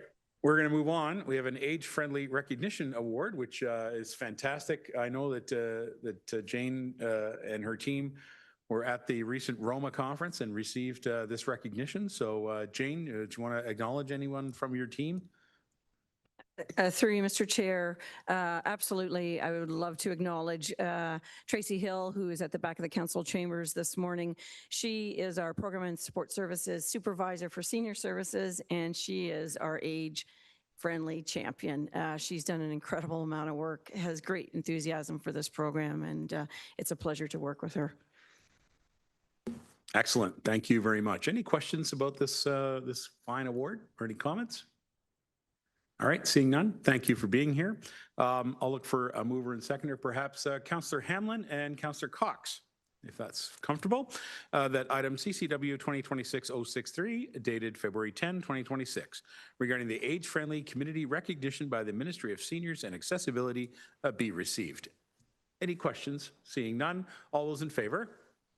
That carries. Thank you. Item 8.4 is the Ontario Renal Network funding agreement for Simcoe Manor and Trillium Manor. Ms. Sinclair is available for any questions. Jane, do you have anything you want to add? Through you, Mr. Chair, I think the report's self-explanatory. We're very pleased to have these two regional programs for all long-term care residents across the county of Simcoe. Thank you. Looking for any questions? No questions? All right. Perhaps I'll ask Councillor Prost and Councillor Anderson to move and second that item CCW 2026-064 dated February 10, 2026 regarding the 2025-2026 Ontario Renal Network funding agreement for Simcoe Manor and Trillium Manor be received, and that the warden and county clerk be authorized to execute future annual renewals of the agreement from the Ontario Renal Network subject to the review of the General Manager of Health and Emergency Services. Any questions on the motion? Seeing none, I'll call the motion. All in favor? And that carries unanimous. Thank you. And we do have a short stay respite bed long-term care item here as well. I don't think there's anything further on that, Jane. Ms. Sinclair, did you have anything you want to add? Through you, Mr. Chair, just in follow-up to council recommendation to market our respite short stay beds, knowing that a lot of individuals in the community may not be aware of this type of service. We are working with Service Simcoe, our marketing specialists, to develop a whole marketing campaign, and we'll be launching it in June as part of Seniors Month. So just wanted to update council on that. Okay, I think I do have a question from Councillor Cox. Please go right ahead. Yeah, through the chair to Jane. Jane, do you think that there will be any more applications or requests for stay respite? Because knowing the amount of seniors we have in our area and the fact that it is now, they want people to keep seniors at home more, and it's very hard on caregivers and to get out and a chance to, you know, get out and do things or have a break and go away on a holiday. I was just wondering, is there any idea from the government of any increase in this? Because it is a challenge for people who have parents or spouses at home to look after them. Through you, Mr. Chair, I would absolutely concur that there's a growing need for this type of service.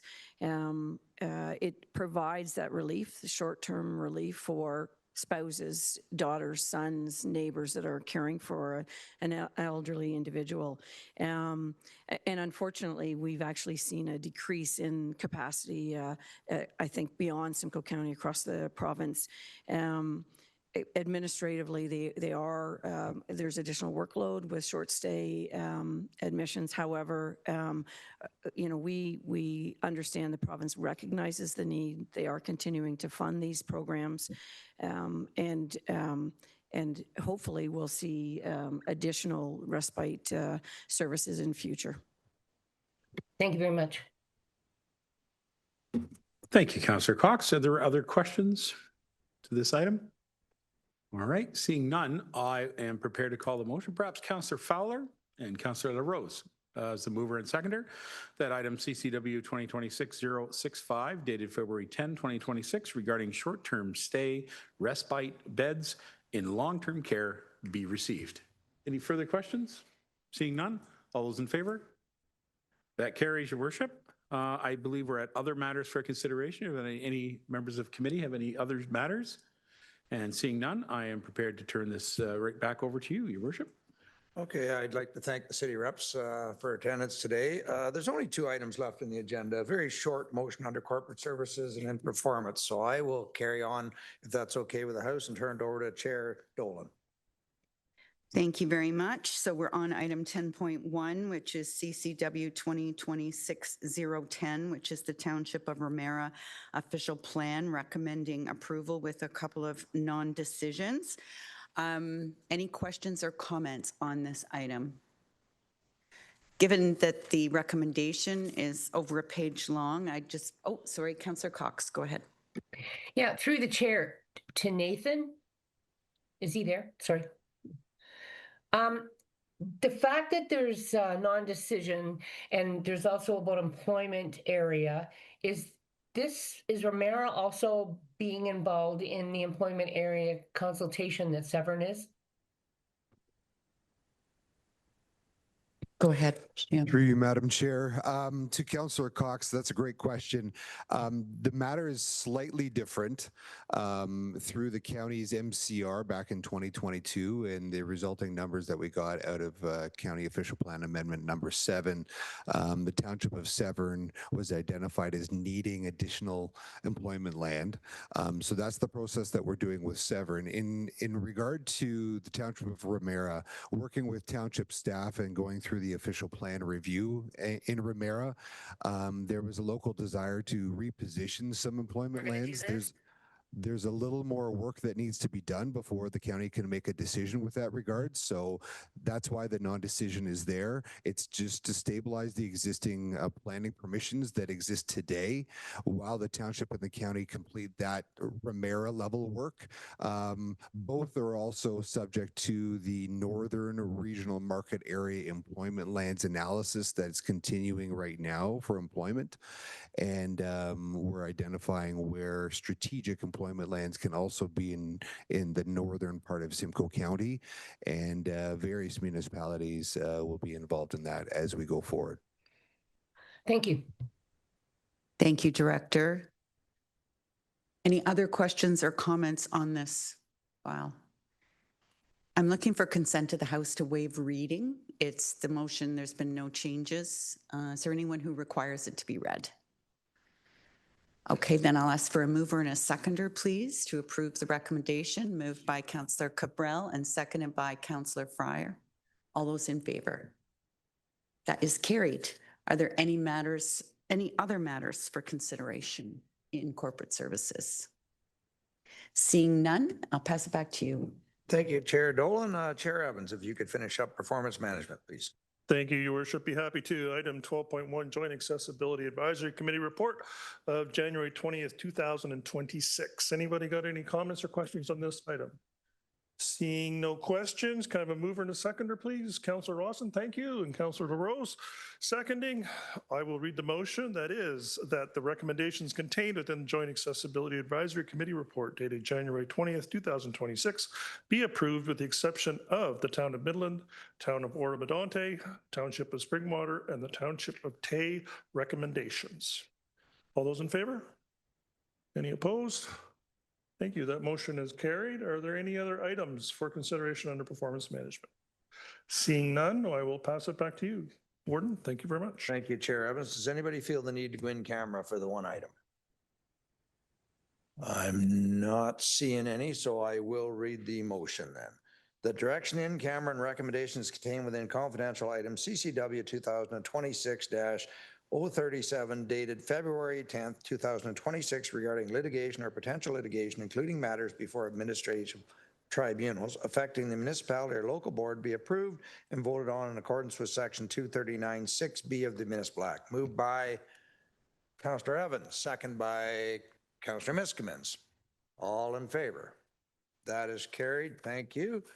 And now I will look for the adjournment that the February 10th, 2026 committee of the whole be adjourned at 10:37 a.m. Moved by Councillor Laux, second by Councillor Sandu. All in favor? That is carried. Thank you. Economic Development meeting is shortly after. What are you thinking, Mr. Chairman? What time would 15 minutes? Let's take it to 11 o'clock. Give 11 everyone time. o'clock?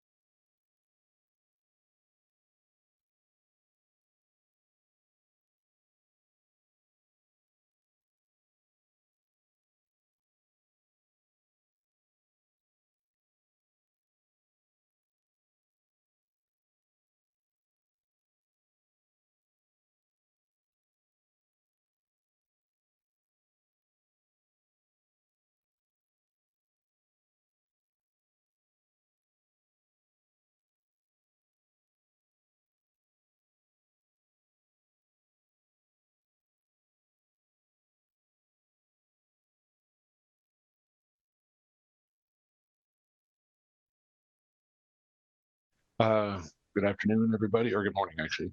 Everybody, calling this meeting to order at 11 a.m.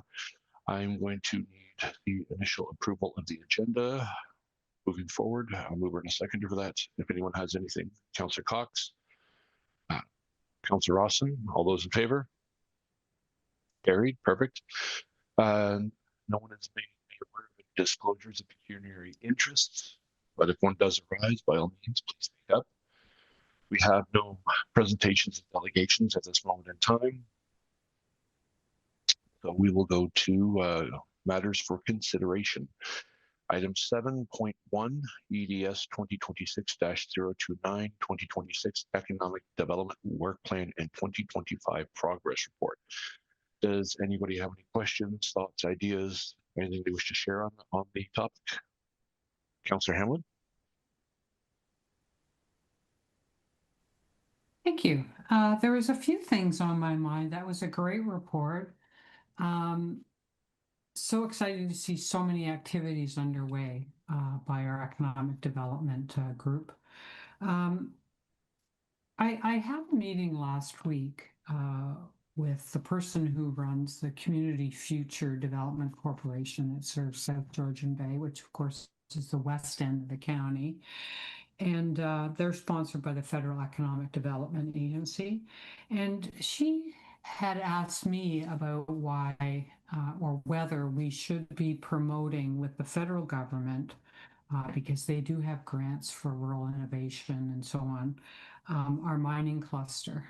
And I know from speaking to McLean Engineering, which is probably the largest mining company in the county, that at the west end of our county, like I'm speaking of Collingwood and so on, there are the largest cluster of mining companies outside Sudbury. I think there's 5. Plus there's the company that is perfecting how to extract rare earth minerals. So I'm just wondering, you know, I've had this in my brain for a couple of years because of my discussions with McLean Engineering, but when the federal representative from Community Futures mentioned it to me last week, I thought, is this something that we could add to the county list for consideration as we move forward? So that, I guess that's my question. Thank you, Chair.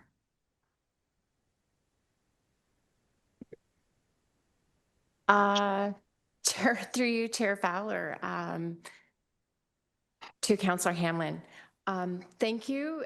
This sector is very much on the mind of the economic development team, and we'll be bringing back a report to the March EDS meeting outlining our scope of work for economic development strategy to be undertaken this year. So as we go through that process, as I said, this is a sector that we would like to explore and like to hear from the Economic Development Network in terms of priorities. So this is great feedback, and we will take that back and engage in these discussions as part of this economic development strategy update. Oh, that's awesome. Thank you. If I have another. Please go ahead. Question. Yeah. So I noticed in the strategy there was discussion of another I guess I read it, outbound. I don't know if that's a trip or whatever to Japan. And I guess I could have shared this by email, but I just thought of it when I was reading a report, which was, as you may know, anyway, I was in Japan in the fall with our Sister City Committee, and I did have the opportunity to meet with a local group of business people. And there was one manufacturer who's got businesses all over Japan who was quite interested in knowing if we needed his product. And I really didn't know if we needed his product. And but anyway, I didn't know if there was someone I could, you know, link this information to. Thank you. Thank you. Through you, Chair Fowler, to Councillor Hamlin. We are in the process of planning the mission to Japan, anticipated to take place in May of this year. And we would be happy to receive any insights on leads to meet with during that mission. We are clearly meeting with several Simcoe County companies there. We are doing the automotive engineering trade show there, but we can certainly build in lead meetings as part of that. And if you could have your team send that contact to my attention, that would be great. And we can explore that, arranging a meeting with them. Thank you. Okay, thank you. And Chair, I just have one other question. That is, do you keep track of, like, I could see all the approaches that have been made and connections and so on.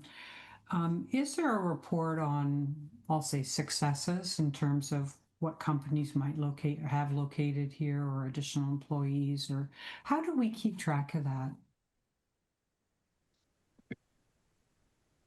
Thank you for that question, Chair Hamlin.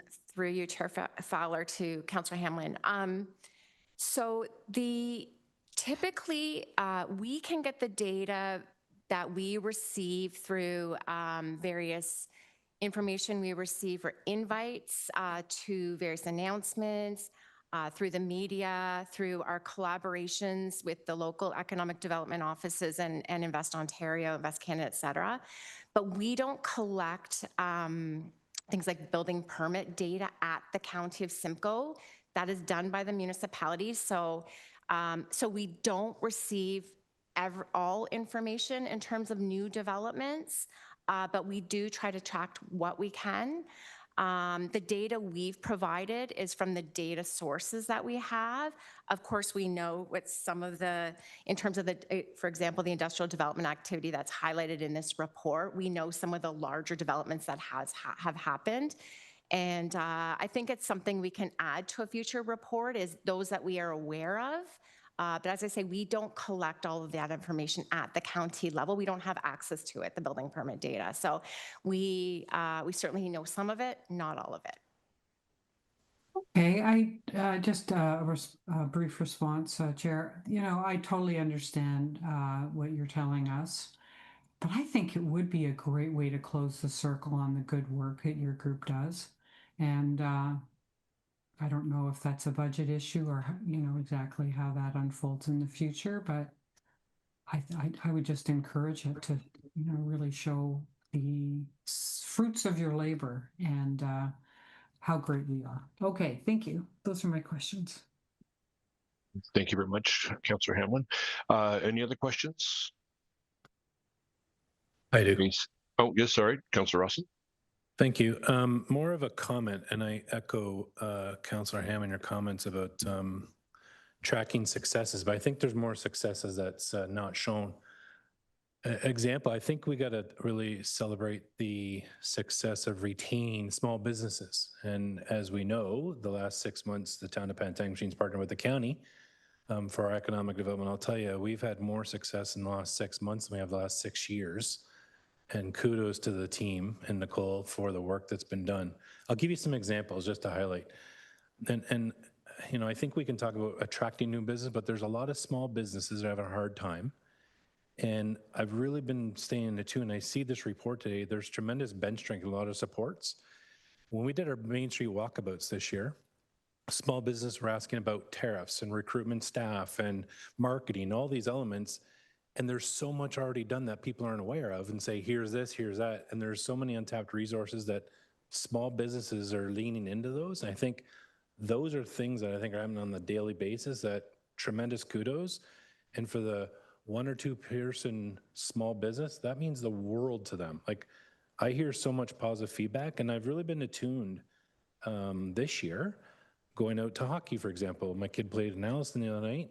Just seeing the tourism Simcoe with every possible tourism related, whether it's go to Quails or go cycling or whatever it is, I think there's so much good stuff already being done that we can't underestimate, because there are so many small businesses that are having a hard time and they need this help from a marketing and support. So it's a kudos, and it's also a recognition and support, because small town, honestly, it's made a world of difference to us and a world of difference to my business community.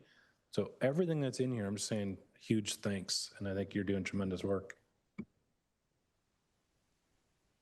Thank you, Councillor Rawson. I can echo that. The work you guys do is phenomenal. It just keeps on coming out in a positive light, showing everything that we have to offer.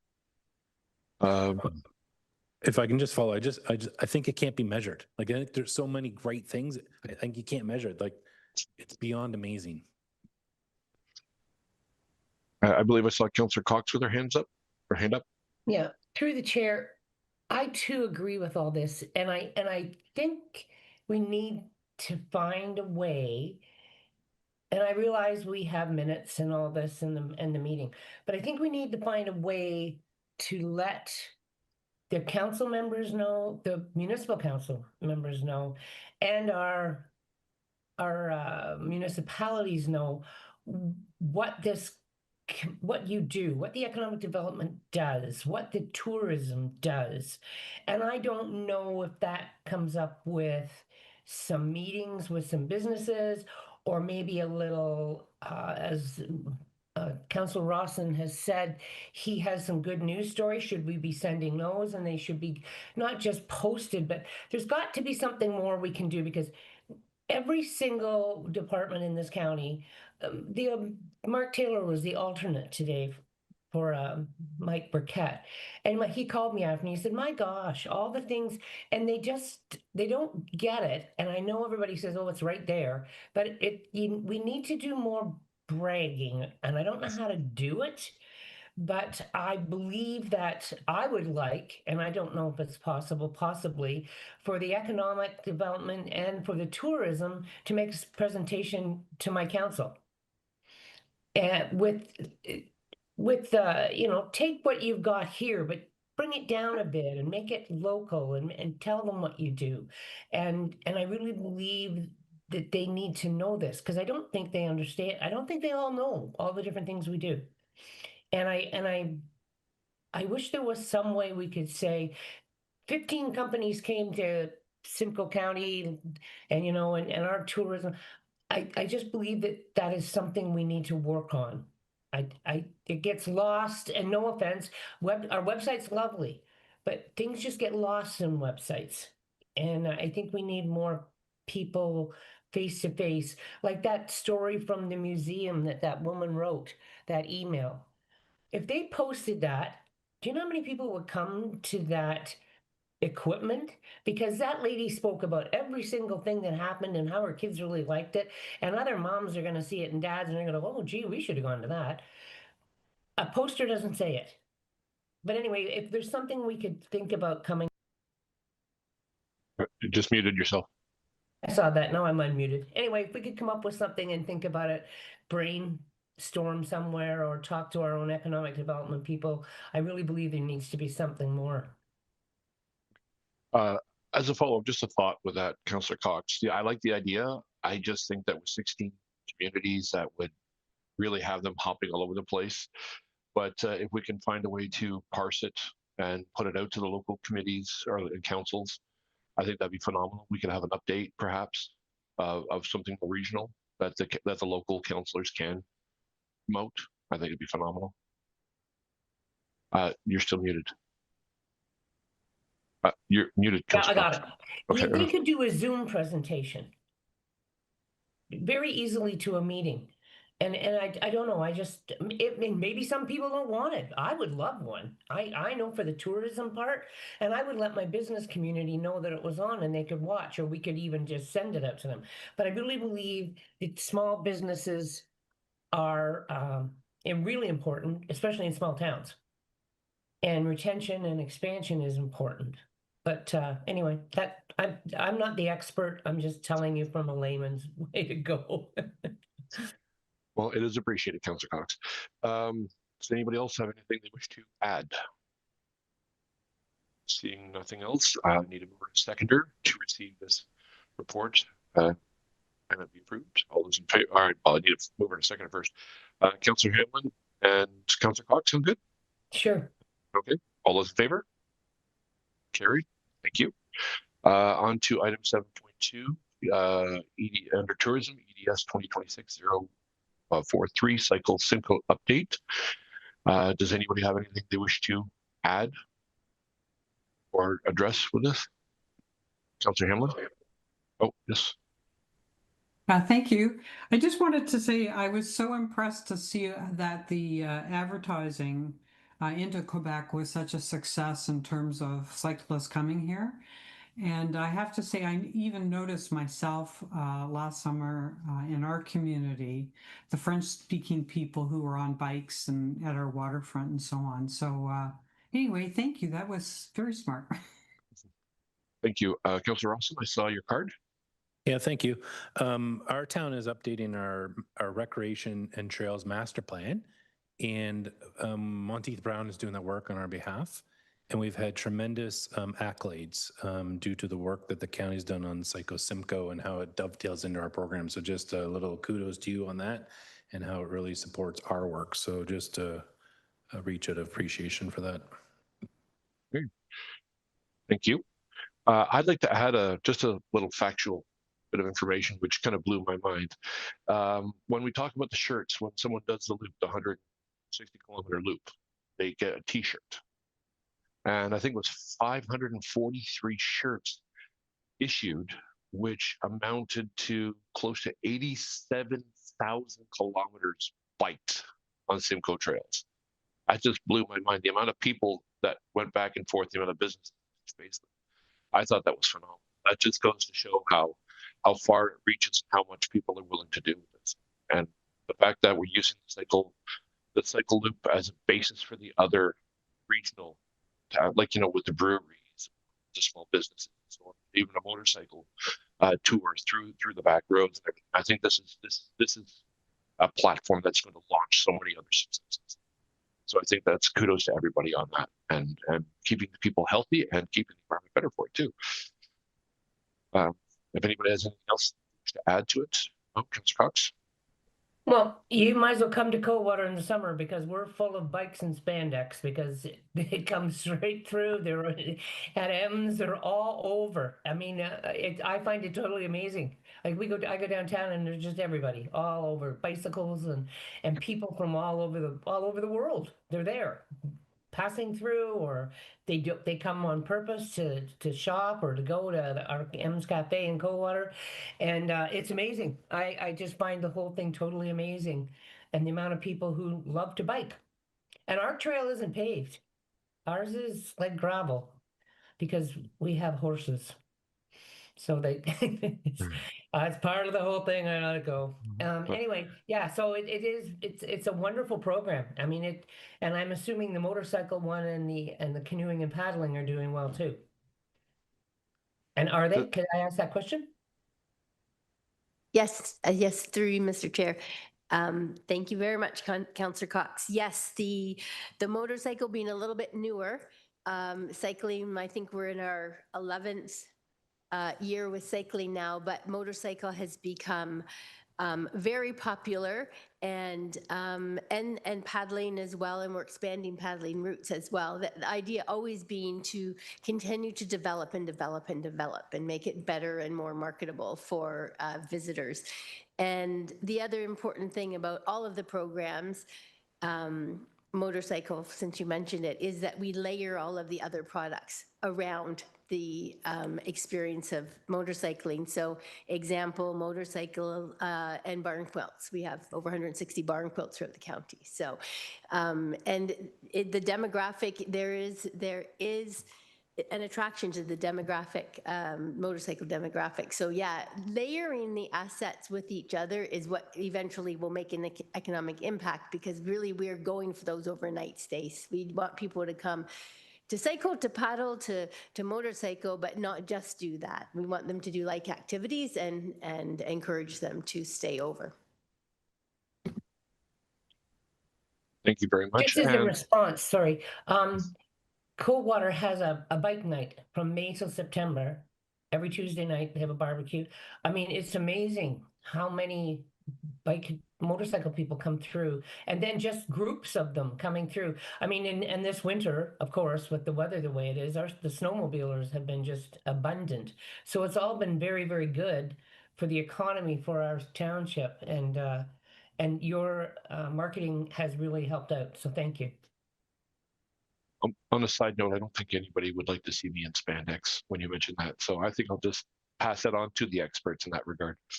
Any other comments or ideas you wish to share regarding it? Okay, perfect. Then I will need a mover and a seconder to receive the information. Councillor Cox, Councillor Rawson, all those in favor? Carried, thank you. And no other matters for consideration have been brought up, not that I've been made aware of. No confidential matters, because we want people to know about the things we do. And then, so I will call for adjournment at 11:20 a.m. A seconder, please. Councillor Hamlin, Rawson, all those in favor? Carried, thank you very much. And the next meeting we have is March 10th, so looking forward to it. Take care, Thank you everybody. very much. Everybody have a great